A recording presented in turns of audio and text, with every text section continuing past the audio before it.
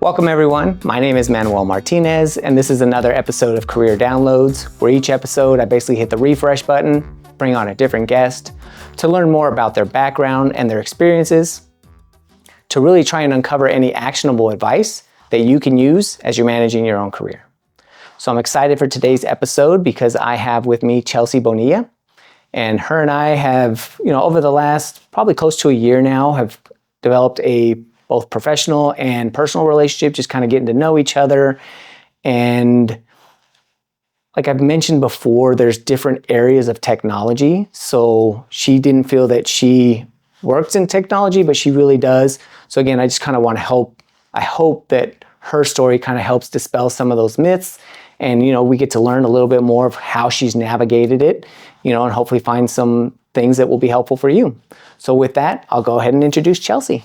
Thank you, Manny. I appreciate all the time and consideration and overthinking that you've allowed me to have over the last year. and I appreciate that it kind of, it took time, because you're not the only person that, it takes a little bit to be like, well, wait a minute, like, why me? Why my story? And, it's not something that you do all the time, right? I don't see you on podcasts all the time or, right. Kind of speaking out publicly. So I think this is good because I've had a couple guests like that, and it helps other people see like, okay, it's not just me. Right. Yeah, absolutely. I mean, we met for coffee, you emailed me questions, we had in-person conversations. So on the scale of overthinking, I think I'm on the high end. So I appreciate you indulging me throughout the year. No problem. So if you don't mind, as we get started, if you just kind of tell me a little bit about where you grew up and then eventually kind of what led to you starting your career. Absolutely. So I love the story of where I grew up because I actually grew up in Las Vegas. So born and raised, never left. And I like to say that because growing up in Vegas, born and raised here, not very far from where we are right now, I've kind of seen the growth of the city, seen the change of the environment, but I'm also a double alum from UNLV. And I knew coming out of high school that I wanted to go to UNLV. And when I went back to get my MBA, I knew UNLV was where I wanted to go. And that never left. Not to say if someone leaves, there's anything wrong with that. But a lot of people that I grew up with left to UNR, left out of state. And I truly have an affinity for Nevada. And I knew UNLV was my school. So that's kind of my education. And then starting in my professional career, I started working at the young age of 15, which is crazy to say. So I started working at 15. I worked for a small mom and pop shop here in Vegas, a school uniform company. And I was the right hand to the CEO. So I would do everything from payroll to training to hiring to operations to I was the controller. I would do bookkeeping. So it was this amazing experience to get exposure to business. And, 15 to 17, I was basically supporting and helping from a business perspective. So then when I started at UNLV, kind of what am I going to do with the rest of my life? I naturally gravitated towards a business degree. So I graduated with a bachelor's degree in business, and it was amazing because I would take these concepts from class, I would come back to the business and say, hey, what if we tried this? What if we created a social media account? What if we did marketing campaigns? What if we changed the way our strategy looked? So it was this amazing playground where the CEO would let me come back with concepts and kind of grow those organically within the business. And then when I graduated with my bachelor's degree, working through the entirety of my bachelor's degree, going back to school, I knew I wanted to get my MBA. So I went through the executive MBA program at UNLV, which was great because it was unique to the standard MBA track because I was with a cohort. So I was with 18 other individuals who are still friends to this day, 7 years after graduation. And it was just such an eye-opening experience that really led to my journey and the evolution of my professional career.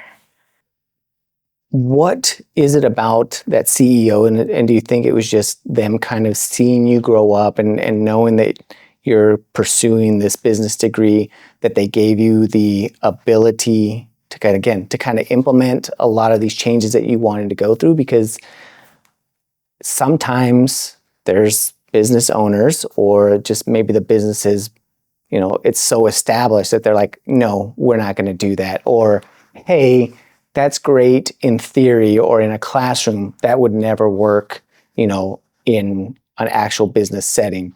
So, is it you communicating not just like, hey, we should do this, because I'm sure you weren't just like, let's implement this, and they were like, sure, let's do it. You had to kind of build a business case. So what was that kind of interaction like? Yeah, absolutely. That's a great question. And I love the term business case, because I think as IT professionals, we use that all the time. And thinking back, 15 years ago, I didn't even know I was building a business case to why should we do this? So there was a lot of trust that the CEO had in me, I think, because I was with the business for so long. So I ended up working there for 10 plus years. And just over that time, it allowed me to build that trust with her. So I could come and I could say, here's an idea, here's what I'd like to implement. She was great at building the business, but she didn't have the college education. So me coming with, hey, this is what I'm learning in school. I don't know if it'll work, but maybe we could try it. And there was a lot of freedom for me to kind of try different things and work with the team and say, hey, let's try this. Let's see if it works. So like building employee manuals was something that I had so much fun with. And it was the first time the organization ever had an employee manual. So it was like that compliance and that documentation was things that I was learning that I could bring back and then were valuable to the business. And she saw the value as I would execute on those things. And my guess is, though, that not every idea was a success. Absolutely. And, when it didn't, how did you take it personal, or, kind of, it sounds like you had a good relationship, so that when it didn't work, how do you determine, hey, this isn't working, as opposed to, we just need to keep trying harder? I'm definitely the beat a dead horse, like that there's nothing I can't try hard enough to accomplish. But I think the older I've gotten, the better I'm at taking constructive criticism. But there were multiple times where I was like, well, maybe we just tweak it slightly, or maybe we try it differently. And I still think it's going to work. And there would be times where it'd be like, well, let's table that idea, but I'm not going to let it go.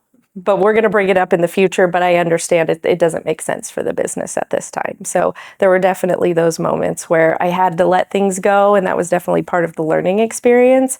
Every idea is not going to work, and it's okay to fail, and it's okay to grow from those failures and make changes.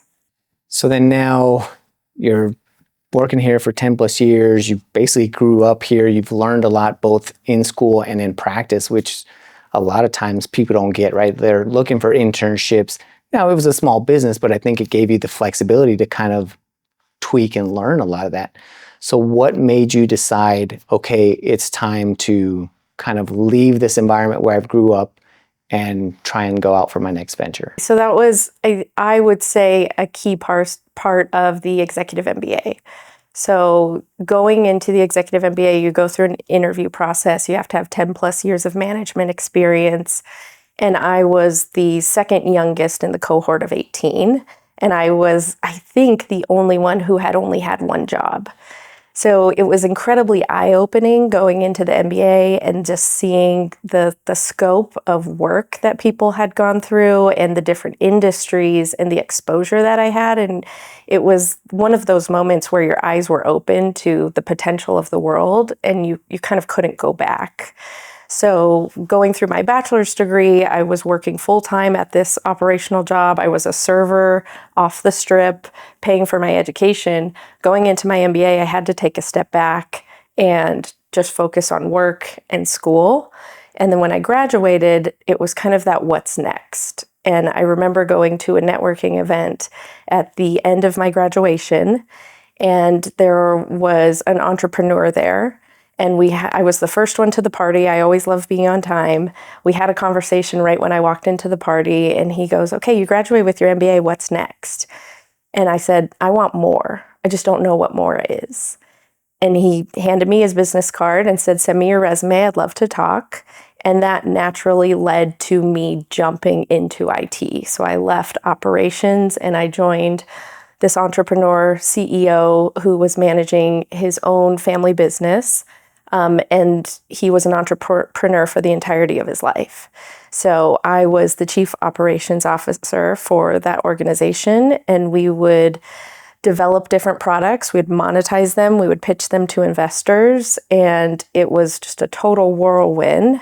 And I had no experience in IT. So I remember having my OneNote with all my IT acronyms, no idea what anybody was talking about half the time. I would Google at the end of the night, what does Scrum mean? What is Agile? And I was managing a team of developers, which is crazy to think, not really knowing some of these methodologies, but understanding operational and business processes and then learning IT along the way. So that was my jump from small business into startup and IT. And it was just a crazy experience from there over a 3-year period. Going and overseeing a bunch of developers, right? And not having that background. But one of the things I think is probably important there, and it sounds like, especially if you're developing, employee manuals and things, at your previous employment, is that kind of what this person saw in you and said, okay, they figured IT, and I've seen this now more throughout my career. Mm-hmm. People think, oh, well, I don't know much of, I've been in IT, I'm a network person, I can't go do security, or I can't go do this. But if you're a person who likes to learn, it sounds like you did a lot of that. It's the people part that is, sometimes it's a little bit harder to teach. So they saw that, oh, she has, communication skills. Obviously, you made a good impression. Do you think that's what led you there with him? And then he said, she can learn the IT stuff. Absolutely. Yeah. He had been in IT, still in IT for the entirety of his career. But the people skills, the time management, and managing teams, I think was the key pieces that I had. And he's also the visionary. So he would have these big grandiose visions, and this is the idea, and execute. And I was and am very good at taking, okay, I hear you, but now we need to build a step-by-step plan, and how are we actually going to execute on this vision? So I think that was the key piece from an operational perspective that allowed me to succeed in that role. And a lot of people don't love the compliance and the documentation and the note-taking, and that is my bread and butter. I love those things. So I think that was another piece that nicely complemented the visionary to the operational side of things. And as far as the structure goes, like you said, note-taking, documentation, I'll be honest, I'm one of those people, I don't enjoy it, mm-hmm. but I do know the value of it. So mm-hmm. I will document the work I have, not because I enjoy it, but because I know if it's documented, I can then hand it off. Yes. Whereas you seem to enjoy the documentation part of it. And is that something, did you learn that going to school? Is that something you learned, working early as a 15-year-old mm-hmm. in business? Like, where did that understanding of how important it is, and then it sounds like eventually you developed a love for it? I would say it's my learning style. Even thinking back to like high school, I was always the person with the big notebooks, and I would take a lot of notes. And the way that I retain best is if I'm physically writing something. So I think that is the origin of my love of note-taking. And then looking through my throughout my career, thinking of what that looks like later on, I've always gone into roles with the goal of, if the worst case happened to me, or if it's time for me to move on, I like to build that documentation so it's easy to hand off the history. I never wanted to feel like all of the knowledge of a role lived within my head. It's intended for the business, intended for the organization. So that was always a goal of mine, was to keep records that allowed someone to step into my role, or in my absence, take over if needed. So then you're starting to learn all these acronyms, you're starting to understand, Agile and Scrum, and starting to deal with the developers.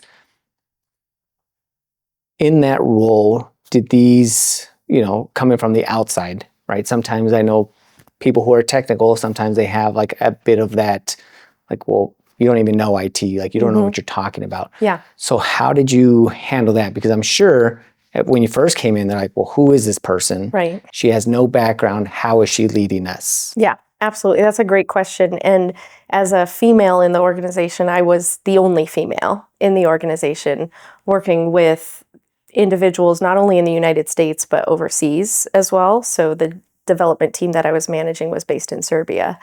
And the ability to be vulnerable and honest has been the secret weapon that I've seen, is being able to say, I don't know what this means. I don't understand. Can you explain it to me? And when you have that vulnerability, instead of trying to fake your way through something, I've seen that works really well. So in that instance, I remember I was talking to our lead developer about APIs, and I did not understand what APIs were.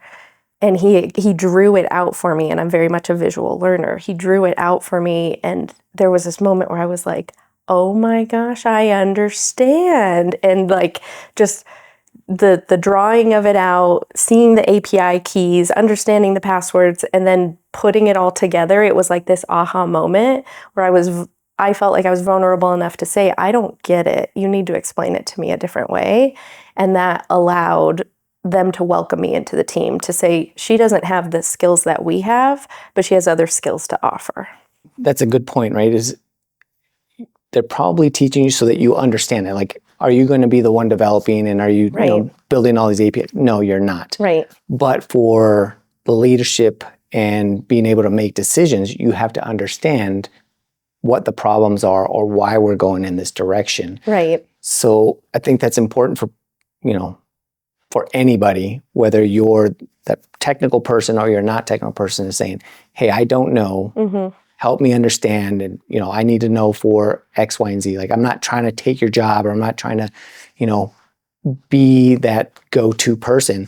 Or if you are going to be that go-to person, it's like, I want to be the go-to person to be able to kind of help guide you in the right direction. I don't know the answer, right, but I can find it because I know who to ask. And I feel like what's so common in IT is typically technical individuals rise through the ranks, and then the business is typically guiding decision making. So that ability to understand technology but articulate it in a way that individuals in the business can understand, or non-technical individuals can understand, is a true skill and an art. So I think from my perspective, coming from a business background into IT and building those relationships to be honest and say, I don't understand, has helped me grow in my IT career. And were they asking you similar questions like you were asking them? Like, you're asking them technical information. Did that vulnerability also allow them to feel comfortable to ask you, be like, well, why are we doing this from a business standpoint, right? Because yes, a lot of times you're technical, you're like, oh, we're doing it this way because right, this is how it works, and or this is the cool way to do it. Yeah. Why are you making me do it that way? Absolutely. And I think the shifting gears, all too often in IT, we get set on a path and then we have to pivot very quickly. And especially from a developer mindset, it's like, wait, what do you mean? You can't change what I'm doing. I have a plan and we're going to execute on my plan.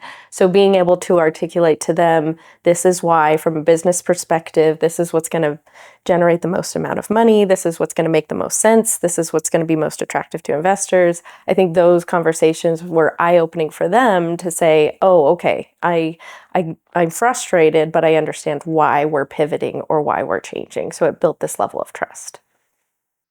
So in this role, obviously, because you kind of stayed in the IT realm, what is it that said, hey, I like this and I want to keep growing within this role?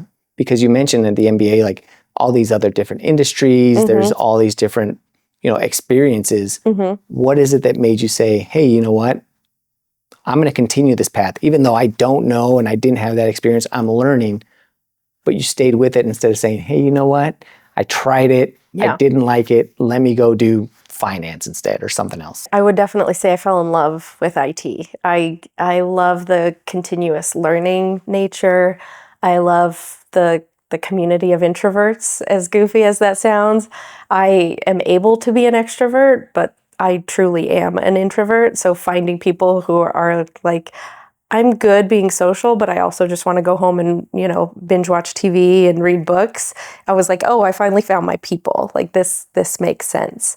So I think being able to continuously learn the evolution of technology and finding a sense of community with people who were similar to me is really what drew me into IT.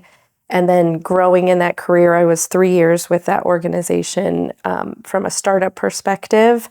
I then had my daughter at that point, And the volatility of working in a startup is what shifted me into more of a medium-sized business. So then I transitioned out of the startup into an IT staffing firm. And that was really interesting because I started to learn different roles within IT.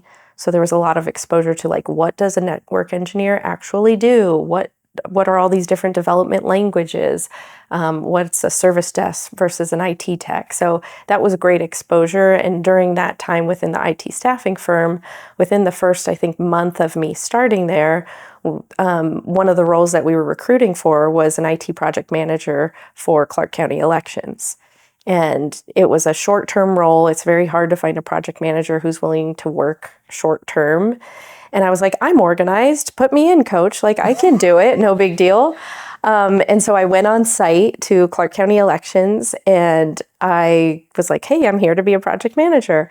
And I just absolutely fell in love with public sector. And I think that was the piece of my career that then translated to my role now that was so essential is I was actually a practitioner. I was working side by side, elbow by elbow by the systems engineers and the techs and supporting a team of PC techs and senior business systems analysts. So just working within this environment and again, being accepted into the environment and just the propensity to learn. It was such a great experience. And then being able to give back to my home state and my community and my county by working within elections was such a rewarding experience. Man, there's a number of things that I kind of want to dig into here, but I guess the one that I'll start with is having only been in the industry for 3 years, right, with this startup, and feeling, especially when you first came in, like, oh my gosh, I don't know anything. What gave you that confidence to say, I can do it? Like, I understand that, when you kind of looked at what a project manager does, and again, I'm not trying to simplify this by any means. Yeah. I couldn't do it. Yeah. But you're like, hey, I'm organized, I can do this. But something also gave you, again, that confidence, or at least the ability to think, I can do this. I've seen what it is. I can go through, even though I've never technically been a project manager. Maybe you've managed smaller projects to kind of go through and say, we don't need to hire somebody. I can do it. That's a great question. And similar to IT, a lot of people fall into IT unintentionally. I've heard from a lot of project managers, you fall into project management as well. So it was kind of that I'm organized, I'm good at spreadsheets, I'm good at managing people. Okay, I check like most of the boxes, so why don't I just try this? And I think there was enough faith in me to say, I think she can do it. Let's let her go try.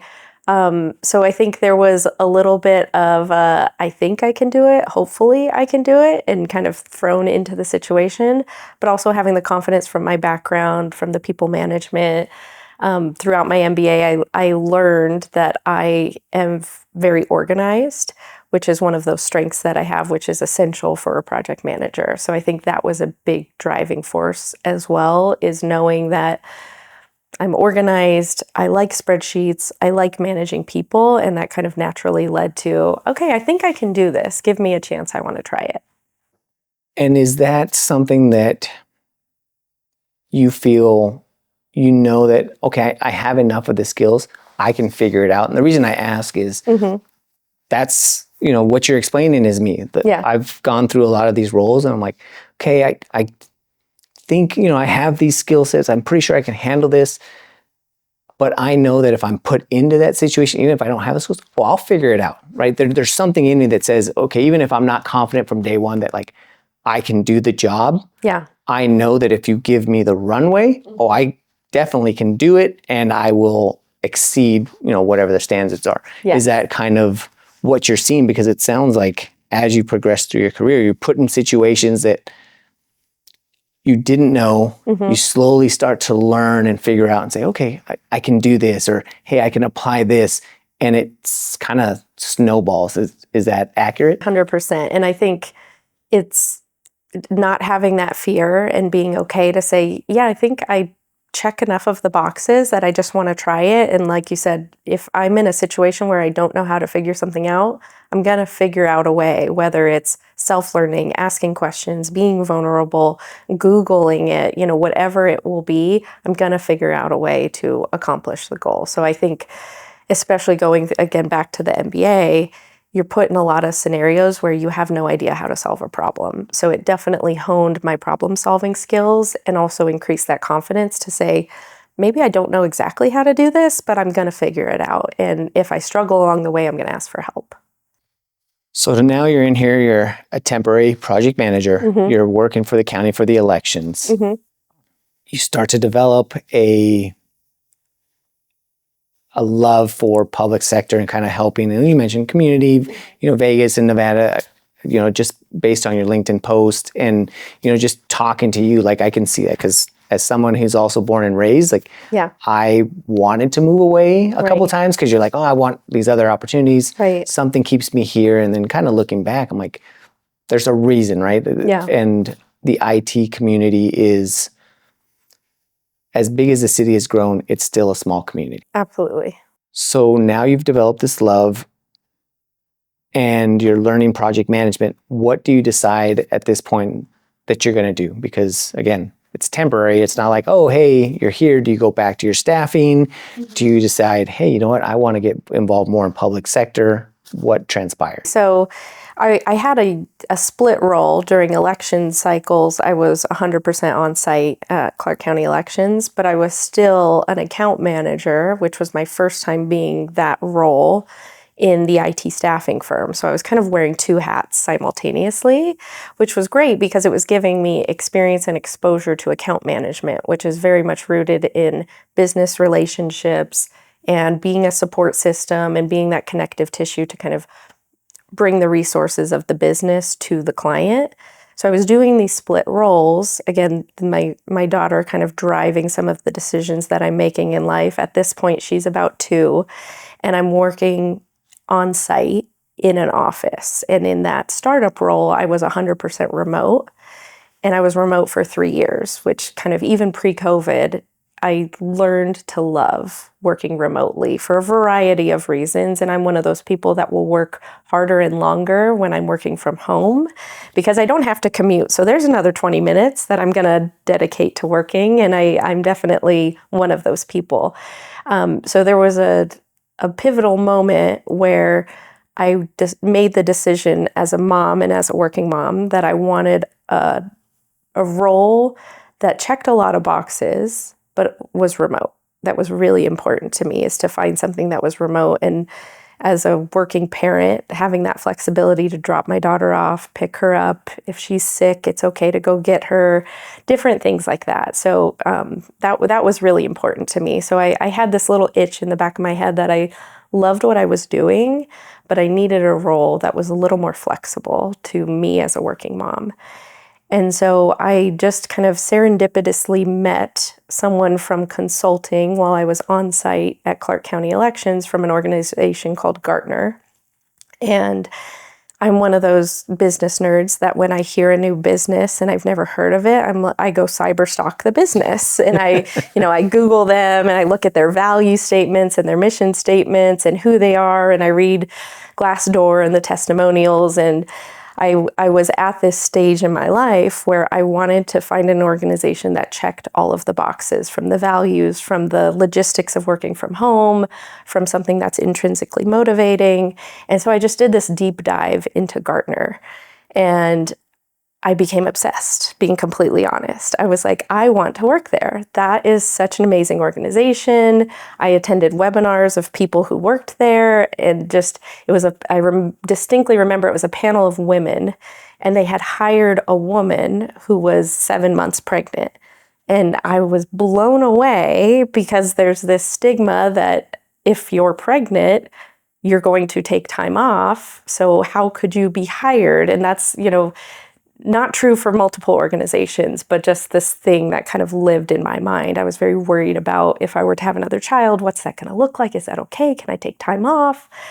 So I just became infatuated with Gartner. And I was like, I love this organization. They stand for everything that I stand for. They're They have high ethical standards, blah, blah, blah, blah, blah. So anyways, fast forward, I fell in love with this organization. And then by, again, fate, I feel like I at the time was the secretary of an organization called SIM, Society of Information Management, which, back to your point about the IT community, is a huge piece of the IT community that I've built over the last couple years. And Gartner just happened to be sponsoring this meeting that SIM was having. And I was like, okay, the stars are aligned. Something's telling me I need to be prepared to meet every person from Gartner there and introduce myself and stand up tall and say, tell me a little bit more about your role. What do you think of the organization? So I openly and honestly cyberstalked everybody who was coming to the meeting, looked at their LinkedIn, did all the learning that I could about them, showed up early to the event, and was just prepared to kind of shoot my shot and see if there was a path in. And me, as someone who had never worked for a big organization, had a little bit of a different path, going from operations to startup to project management, kind of blended. How am I going to get my foot into the door of this $7 billion global organization that is everywhere in IT? And I just didn't know how to crack that code. It was one of those things I had no idea how to do it. There was no roles available. So fast forward to that SIM event, I introduce myself to everybody. I shake hands. I hand out my business card. I email them that night. Anyone who will talk to me, I connect with them on LinkedIn very strategically. And I just make it known without saying, hi, I want a job, saying I'm very interested in Gartner and I'm really interested in that organization. So that happened in February. A role popped up 2 months later. I'm, watching the Gartner website. Role pops up. I apply for it. I get rejected within 3 days. And I'm like, is this a sign? Do I need to walk away? Is Gartner not for me?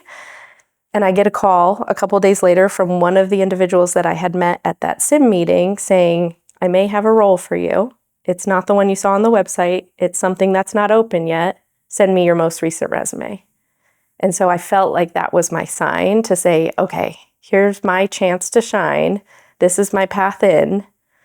And that then led to the hiring process at Gartner and the role that I have now. Before we get into more about that role, there's a couple things that I'm probably going to ask multiple questions around here. Absolutely. So the first one is, and you touched on it, is you became involved in SIM. And at some point, and I wanted to kind of bring that up so it works out perfectly, is how did you get involved with this organization and what made you kind of want to start, kind of building that network? Because it is something that's important. And again, as a recent member of SIM, I just joined this year, that wasn't something that was, like, I didn't look at and at the time see the value in it for me. Now also at the time, SIM used to be more for kind of like director level and above, right? So there was that kind of like, hey, it's closed off. And I was like, and I didn't know of many other organizations. That has since changed. So now it's more kind of like that professional, like engineer, architect and above. But how did you get involved and kind of why? So welcome to SIM. Thank you. So SIM, I was introduced by the CEO of the staffing company that I was working for. She brought me to a SIM meeting. The first SIM meeting I went to, I met Cynthia Hara, who I know was one of the early on guests on your show. And I remember going to the meeting. There wasn't a whole lot of attendees then because this was probably about 3 years ago. And I just remember seeing, people walking up to each other, shaking each other's hands, giving hugs, asking, hey, how are you doing? Where are you working now? And I remember just watching as kind of a bystander who didn't know a lot of people in the room, watching the engagements and thinking, oh, this is like a gathering of people who know each other. And it just happens to be around IT and networking and things like that. So I continued to go these meetings over and over again, and I was asked to be the secretary, which was awesome because it kind of fast forwarded my exposure to SIM. So that was great because I got to learn a little bit more about the organization, where have they come from, what's the objective, where are they going to. And I think what really cemented it for me was being a part of the golf tournament, the first golf tournament for SIM Las Vegas. I've always been someone who likes to help and give back. And again, there was a golf tournament committee. Anybody want to be part of it? Yeah, put me in, coach. I'd love to do it. I'm organized. I can corral people and herd cats. And so I started with the golf tournament, and I remember at the conclusion of the first golf tournament, and I was kind of the person who helped organize meeting notes, registration, different things like that.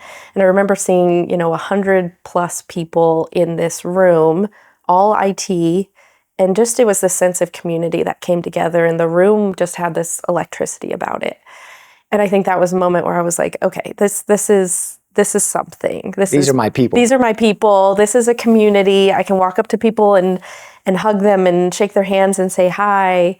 So I think that was my first exposure to networking within the IT community. And I am incredibly grateful and still a member of SIM, and I absolutely love what SIM does for the community. And the third golf tournament, I've been involved in all three, including the one that's coming up in a couple of weeks. So I just absolutely love SIM. But I think that piece of building connections within the IT community, like you said, the IT community in Vegas is very small. And being able to have that place where you're going to meet with your people on a regular basis was incredibly helpful for me as I took that step back and said, what do I want next from my career perspective? And it's amazing that, like you said, it is that community. It's the people who know each other. Similar to you, being born and raised here, and I'm sure that this might be a similar experience, is I would run into people that I knew all over town. Mm-hmm.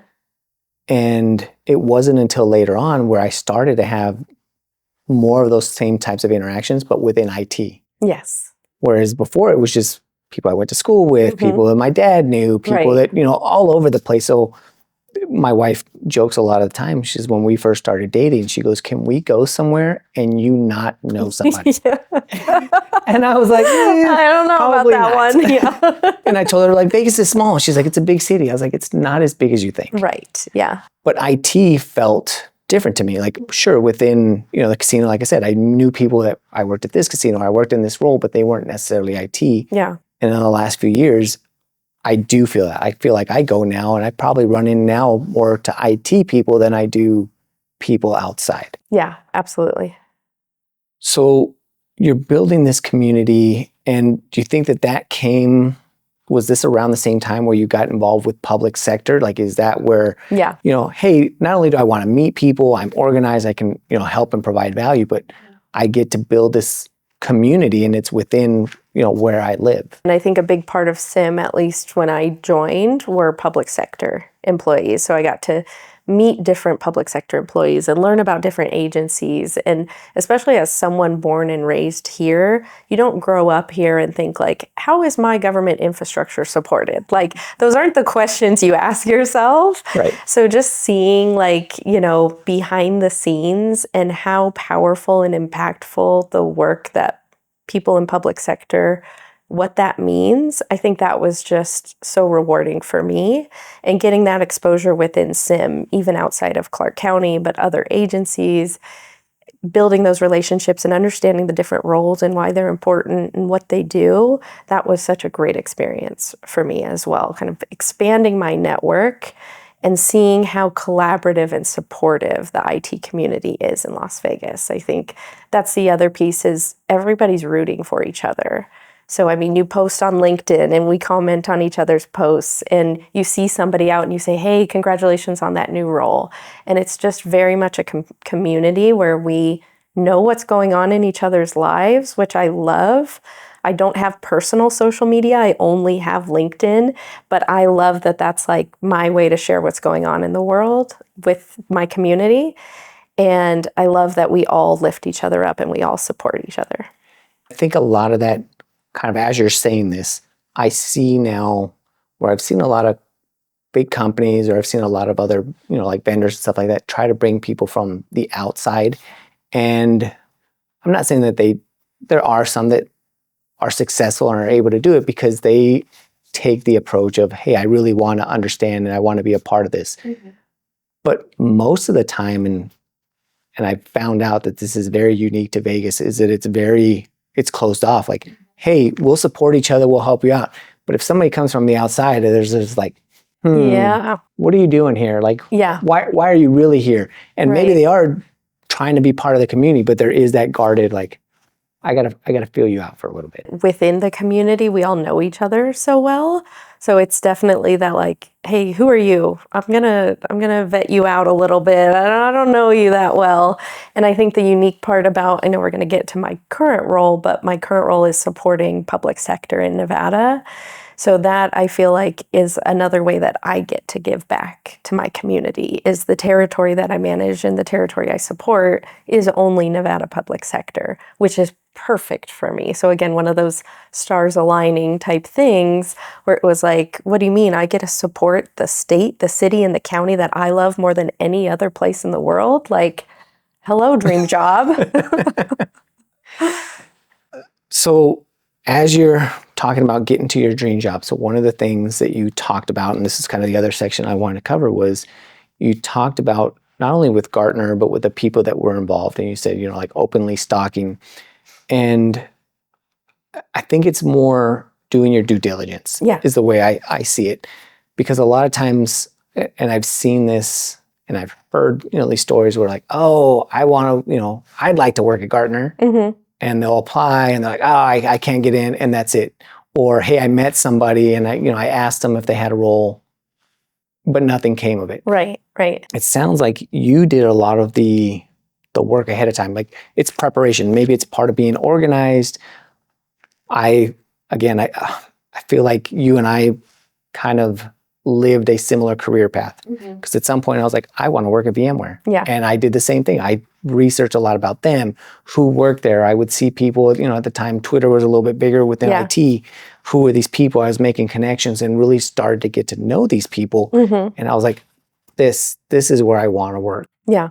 You did the same thing. You keep going through and you're like, hey, I'm going to shoot my shot. But it wasn't like, well, I've never been here and I'm just going to, throw stuff. It's like, okay, hey, I practiced a little bit. I did a little bit of research. Yeah. And now I'm going to shoot my shot. But like you said, I'm sure that the interactions that you had with these Gartner people was different than if I hadn't researched and I come in like, hey, I'm Manny, tell me about Gartner. Right. Whereas you probably went and was like, hey, tell me about Gartner. And you probably, I don't know if you did, but maybe said a little something that you had learned, like, hey, I recently saw this, or I heard something, so that it shows that you're like, have a little bit more preparation and you're not just like, oh, I want to talk to you because you're at Gartner and that's it. I think part of the role that I have as an account executive, part of that role is doing your research and knowing the team that you're working with, the environment, the agency, the state, the laws, what's important. So kind of going back to preparation for interviewing with Gartner, I was unknowingly kind of modeling some of the behaviors that I need to model within my role. So doing that homework, doing the research, and that really stemmed from my experience in staffing, because you could be one of 100 candidates interviewing for a role. So how are you going to prepare and stand out and be different? And that's the mantra that I lived by with the candidates that I supported as they were going into different roles. And then when it was my turn to apply for different roles, that was my time to say, okay, well now, you talk about this all the time, you need to do it yourself. So I deep dived, as far as I could into who is Gartner, what do they do, who do they support, how do they support those people, what are the values, what's the tenure of the team, and the cyber stalking. I have no shame in my cyber stalking. And when I speak to my mentees or students at Tech Impact, I say, don't shy away from cyber stalking, because that could give you that competitive advantage. Instead of walking up to someone with your name, you're walking up to somebody with, I have done my research and let me tell you about all the research that I've done. Is that just, again, you being prepared, being that note taker that kind of you want to understand? Because it sounds like that constant thirst for knowledge, that's where it came out. And you almost didn't really think about it like, oh, this is going to lead me to a job. It's just like, I want to know everything I can. And obviously it helped you to make a good impression because like you said, you applied, you get rejected, but then a couple of days later, this person reached out to you. So you must have made a good enough impression at that interaction where you met them in person to say, hey, there's something that I think you would be good for. Kind of going into my present role, it was how much preparation could I do? I knew there was this meeting coming up. I knew it was a sim meeting sponsored by Gartner. I knew that there were going to be people who worked for Gartner. So how can I put my best foot forward? How much research can I do in advance? Can I follow them on LinkedIn first and then connect with them after the fact? Like, how strategic do I really want to be about how I'm going to interact with somebody? And that was my chance to kind of show what that looked like, make that impression, and then a couple months later have that individual reach out to me, and he is now my current boss. So he knows I cyber stalked him. It all worked out like it was supposed to. So now you get into this role, you make this good impression. Obviously you did well enough to go through the interview. It sounds like everything is aligning for you. So what is it that you do in this role, and why do you think that it's the perfect fit for you? Before I go into that piece of the question, I'd love to talk a little bit about the interview process. Oh yeah, definitely. Because I recently did a talk at Tech Impact where I talked a little bit about kind of networking your way into your dream role. So I felt like at this point, I had the chance. My now boss reached out to me and said, hey, if you want to apply for this role, I think we've got something for you. Nevada public sector is the territory, account executive, similar to what I was doing at the previous organization. So it was like all the stars aligned, but I didn't realize the path into Gartner. So I had 7 interviews from start to finish. And that was by far the most interviews, the most rigorous interview process I had ever been through. And I tell that because people listening to your podcast or, what I've heard from your vision is when you get into those situations and you find that role or you think, what's the path to get there? I was incredibly intimidated by the 7 interview process, but it was also that moment to say, okay, I got myself this far. Now I need to get myself over the line. So going through that interview process, I got to interact with a lot of different people within Gartner, including leadership that I now work for currently. And it was, again, that moment where I realized I was doing exactly what I was supposed to be doing, because everybody that I interacted with, I was like, these people are awesome. Like, I really want to work with these people. So it was that motivating, the harder the interviews got, the more motivating it got, because there was never a red flag or a yellow flag or an orange flag where I was like, maybe I don't want to do this. It was more reaffirming that I was doing the right things and I was moving in the right direction for a role that I really wanted. And when you went through this interview process, did they tell you, hey, you're going to interview with 7 different people, or was it more, hey, you're going to go through multiple interviews? It was more, you have a recruiter the entirety of the way, and they are your guide throughout the process. So that's great because you have somebody to kind of coach you along the way. They're not giving you the answers by any means, but they're walking you through the logistics of what you're going to go through. And it's at least what I've heard, similar to large organizations. You see these long interview processes, but people typically stay with these organizations for really long tenure as well. So I always had that in the back of my mind, like, okay, this is a long process. It's going to be hard and it's going to be challenging, but there's a reason. There's a reason that I need to get through these like levels of accomplishment to get to where I want to go. So going through that process, I interviewed with an HR recruiter, then I interviewed with my manager, then my manager's manager, then the next level up, then I did a panel interview with the whole team. So it was like those different phased approaches to kind of like video game, unlock the next level. And then when I got to the end, they were the ones who made the decision, and I got the call pretty quickly, and I was just elated. So it was worth, the juice was worth the squeeze. And I'm glad you brought up, working with the recruiter, because a lot of times if you haven't worked with one or you're not sure, or you think like, oh, well, they work for the company, they're not really advocating for me. Earlier on in my career, like I was very standoffish with recruiters until I learned, and I remember actually, I do remember. There's a guy, and he's still here, but now he moved into, it's Branson. Mm-hmm. His name was Branson. He was a recruiter for a tech company.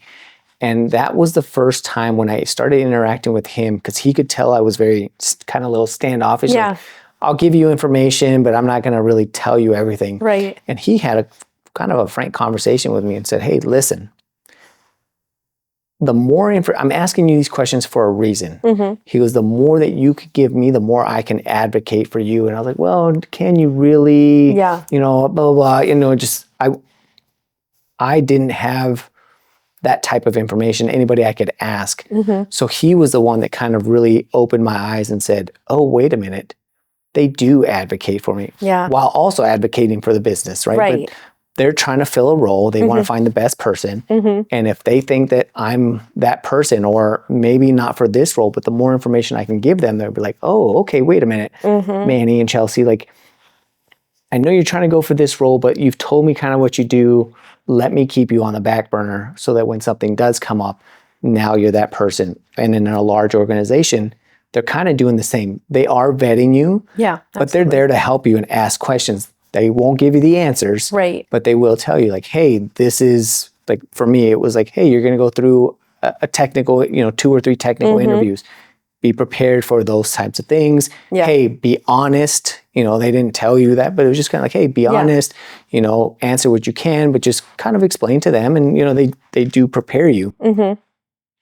Is that something that you had researched ahead of time and knew that that was a process, or was that recruiter just that open with you where you're like, oh, okay, well, I feel comfortable. I'm just going to kind of let them guide me along? Yeah, I think in my IT staffing role, that was my exposure to recruiters. So as an account manager in that role, I was supporting a team of recruiters that would provide candidates that I would then bring to clients.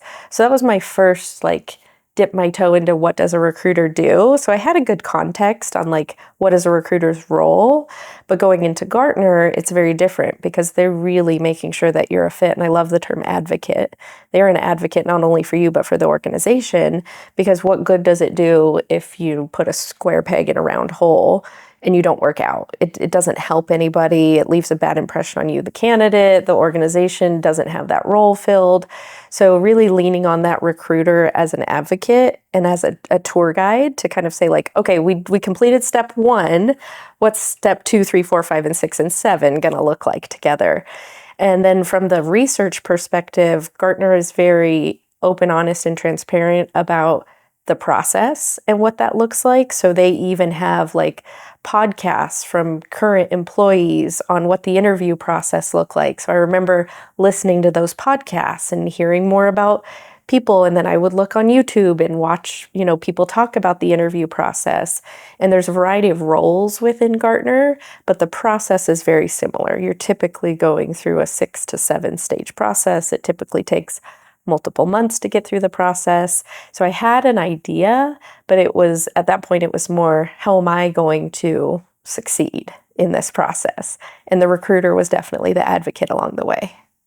So now you get the great news, and I'm not going to assume, I know you accepted the role because you're there now. So what was it like to kind of go through, and again, you have IT experience, you have that account management experience, but now this is different, right? And now it's almost seems like a combination of all the skills that you've been kind of molding, but now you've got to put them together. And as much as you're like, oh, I have this skill, that skill, this skill, that skill, putting them together, that's got to be a little bit of a challenge, especially coming into a large organization. So how did you deal with that, and how did kind of the business support you at the same time? So I think first off, it was really hard to leave my previous roles. So I think that was part of it was, I knew that I wanted this role more than anything, but the saying goodbyes was challenging to say, I'm doing this because it's better for me and for my family. That was a hard piece of it too. But then going into, I'd never worked for a big organization. I always knew every single person who worked in the company that I'd worked with. I was typically the right hand of the CEO for the organizations I'd worked for. And now I'm going into this, 8,000 plus workforce global organization. how am I going to stand out? Like, how am I going to do replicates the things I've done? So I think that was like the scariest part for me, is going into this really, really big organization with incredibly intelligent people. I mean, I can't say enough good things about the caliber of people that I trained with and worked with. But Gartner does a really, really good job of training people. So we went through an amazing training process. And then one thing I love about the organization that, as an outsider looking in, what really made me interested was the caliber of people, but the open and honestness to help is something that was important to me. And I still feel that, a year plus into my role, I've never had a problem that I can't ping someone on Teams as a remote workforce, or call someone or text someone and say, hey, I don't know how to do this. Can you help me? So throughout that training period, I think I learned that, and that has been ingrained in me that, again, I can ask for help. So it was a great process really to get acclimated to this big organization and realize, corporate America isn't as scary as you think it is. There really is inclusive, supportive, and helpful culture within the team that I work with. You've kind of gone through the ranks. You've picked up all these skills. You've done, work with SIM. You touched on it before, where you're also kind of trying to find other ways to give back. You talked about, you speak at Tech Impact. Mm-hmm. So it sounds like you continue to kind of give back and help out. And I know that's part of the reason that you decided to come on and share your story is, again, you're kind of in a small way giving back and, trying to help others as they're either starting, or maybe they've been there for 10, 15 years and they're like, I want more, but I don't know how. So hopefully this is that catalyst to kind of move on.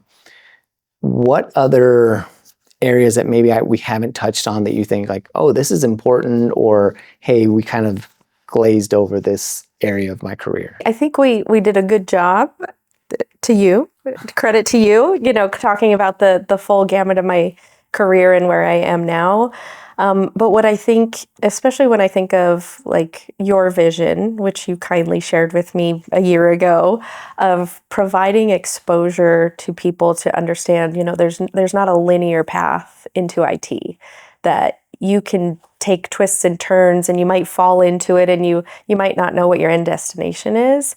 But I think what I would love to share is that as a non-traditional IT role, an account executive supporting Nevada public sector for Gartner, I'm not necessarily a practitioner, even though the amazing teams that I get to work with embrace me as if I am one and I'm, members of the team.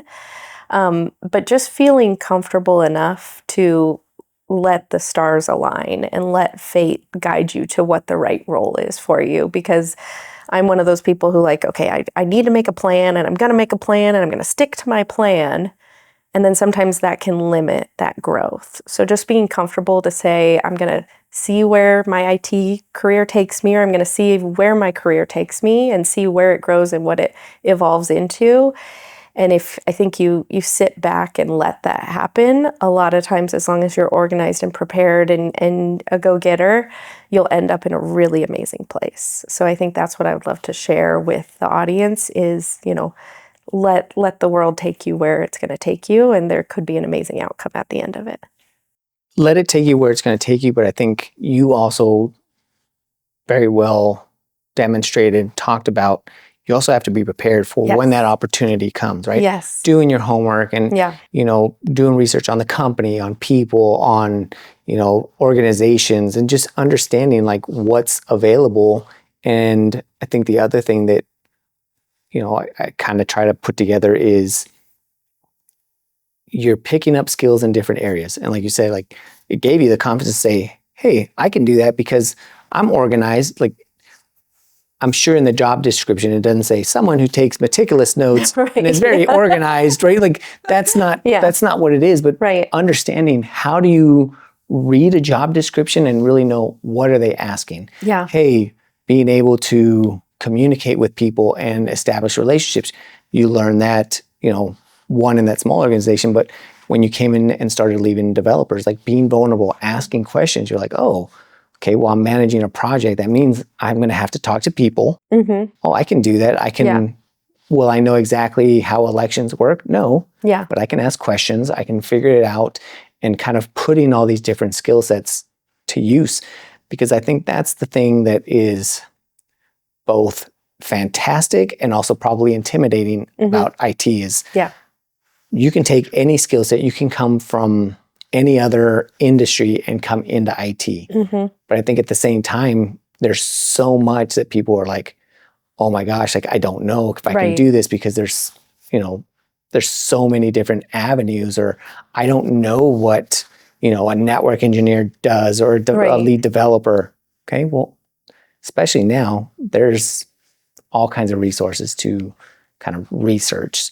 So how would you kind of summarize that, or in your own words say, hey, this is how I did it and this is why it worked for me as kind of like a non-traditional IT path? I think going back to the ability to be vulnerable and say, I don't know, and especially in IT, even if you think you know, the technology is probably changing right before your eyes, whether you know it or not. So I think just, putting the ego aside, being vulnerable enough to say, I don't know the answer, but let's figure it out together, or come to your boss or your leader and say, I don't know. Or I always tell people, be okay to say, I don't know in an interview.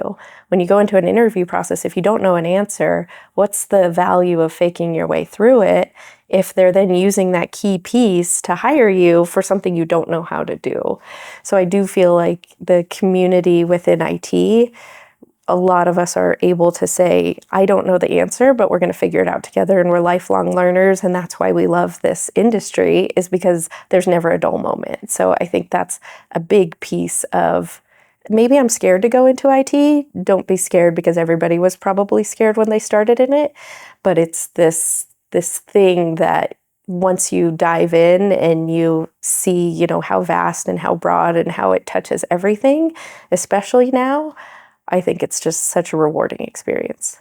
And finding those organizations like SIM, Tech Impact, Cyroot Academy, like there's all these different avenues to meet people to where if you're like, I don't know, yes, this is the perfect opportunity to start asking. So like the next time someone runs into you like, hey, Chelsey, I saw your story. I have a question about X, Y, and Z, or help me understand this or that, right? But again, doing a little bit of the research, because I know that you, similar to me, are very big into mentorship. And I think the mentees that do well are the ones that come prepared and do research, come prepared with questions. I always used to be, because I wanted to give back, I was like, here, I would always give that information. Right. And a lot of those mentees I would see would never do anything, right? Because it's one way. Right. And I learned to kind of, like you, let it come to me. As soon as I kind of step back, all of a sudden they're like, hey, if you have questions, I will answer your questions all day until I lose, my voice. Yeah.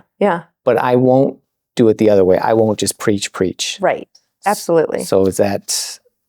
Yes, 100%. I think from a mentor-mentee perspective, my favorite thing is every relationship is different. So you think you kind of systematize the process, and you think, things might be the same. And it's definitely, every time you go into that situation where someone's willing to take you on as their mentor, I'm always open and honest. I'm a non-traditional IT path. I work for an organization called Gartner. I'm an account executive. I'm not a CIO of a company, but I do feel I have value that I can bring to the relationship. These are my skills and what I'm good at, but you tell me what's going to help you on your path into IT. And I think, again, being comfortable enough to say, I'm not a true practitioner, but I want to help you with networking, with the soft skills, with communication, with resume writing, with cyber stalking. I'll teach you the ropes, because those are things you're going to need to accelerate your IT career. So that's one thing I love about mentoring, is every relationship is different.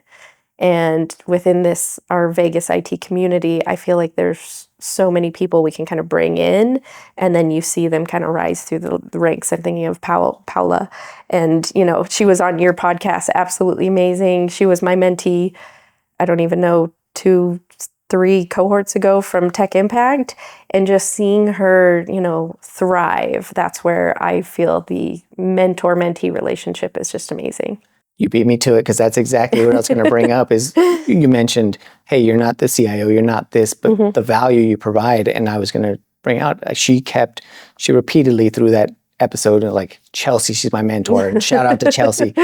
And you're right, seeing her thrive. And I think a lot of that is, one, it's the value of mentorship, but then also I think it's the value that you provide, because to this day, I'll run into her and seeing the way that she's thriving. But again, I think it's people like you that give somebody like her the confidence. Like, was it always there? Probably, but you kind of help bring that up, help develop it, and say, hey, Right. here's how you go out, here's how you network.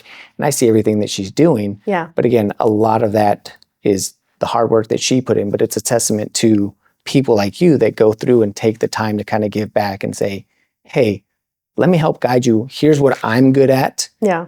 Here's what I can help you with. If you need technical skills, Right. let me introduce you to the person that could answer those questions. Absolutely. And I think that was again, bringing it back to my MBA for me, that was my confidence building moment. That was my 18 months where I built confidence, where other people mentored me and said, you can do anything that you want. Just go out there and try it.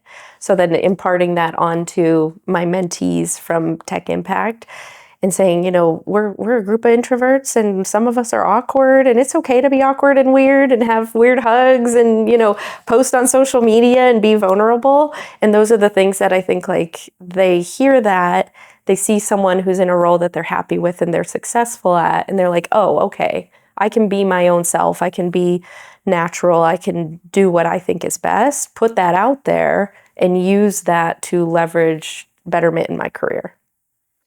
Well, I really appreciate you taking the time to, stop overthinking and come on and share your story. So, hopefully it was a good experience for you. And Yes. I know that there's a lot of value you provided in, kind of sharing your story and your journey for others. Thank you. And I just want to give a shout out to Manny, because you are absolutely amazing. And I just think the fact that you putting yourself out there with your vision and career downloads and seeing how it translated into the success that you just had at the Top Tech Awards, that's a testament to you. So thank you for everything that you're doing. And I'm honored to be a guest on the podcast. Well, I appreciate it. Thank you. And for everybody that continues to watch and listen and keep supporting what we're trying to, help others accomplish within their careers, thank you so much for everything that you do. And please continue to plug in and download the knowledge. And until next time, thank you.